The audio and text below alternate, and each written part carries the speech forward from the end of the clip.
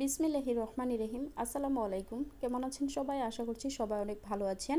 আমি আল্লাহর রহমতে অনেকটা ভালো আছি। আজকে আমি মাছ মাংস ছাড়া আলু দিয়ে খুবই মজাদার একটা রেসিপি তৈরি করব। তো এখানে আমি বড় সাইজের 3টা আলু আমি কেটে নিয়েছি। এখন আমি আলুগুলোকে খুব ভালো করে ভেজে নেব তেলের মধ্যে। সামান্য একটু হলুদের গুঁড়া আর লবণ দিয়ে আমি তেলের মধ্যে আলুগুলো প্রথমে ভেজে নিচ্ছি। তো আমার আলুগুলো ভাজা হয়ে গিয়েছে, এ পর্যায়ে আমি তুলে নিচ্ছি। এখন আমি দিয়ে দিব পেঁয়াজ কুচি, তারপর পেঁয়াজ কুচি দিয়ে এখানে আমি দিয়ে দিচ্ছি রসুন কুচি, তারপর ফালি করা কাঁচামরিচ দিয়ে দিচ্ছি, সামান্য একটু তেল।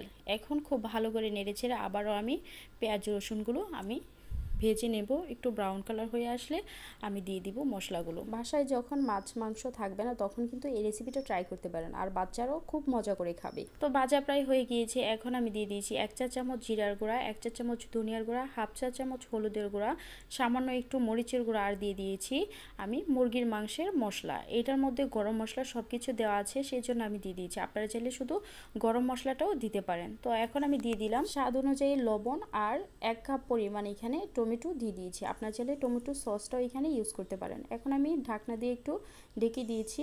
সবগুলো আমি কষানো হয়ে গেলে তারপর আলুগুলো ঢেলে দেব। তো কষানো হয়ে গিয়েছে মশলাগুলো আর টমেটোটা।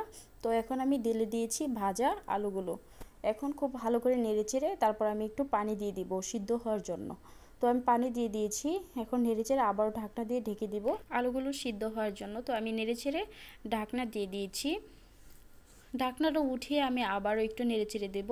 যখন পানিটা একদম শুকিয়ে যাবে আর তেলটা উপরে ভেসে যাবে, একদম মাখো মাখো হয়ে যাবে, তখন কিন্তু আমি নামিয়ে ফেলবো।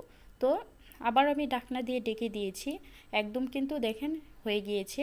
তো রেডি হয়ে গিয়েছে কিন্তু আমার মাছ মাংস ছাড়া আলু দিয়ে খুবই মজাদার রেসিপি। এখন আমি কিছু ধনিয়া পাতা দিয়ে নেড়েচেড়ে তারপর নামিয়ে ফেলবো। দেখতেই পাচ্ছেন কত সুন্দর এবং লোভনীয় হয়েছে। আমার এই রেসিপিটা খুবই মজা হয়েছে। লুচি, পরোটা এবং রুটির সাথে জমিয়ে খেতে পারবেন।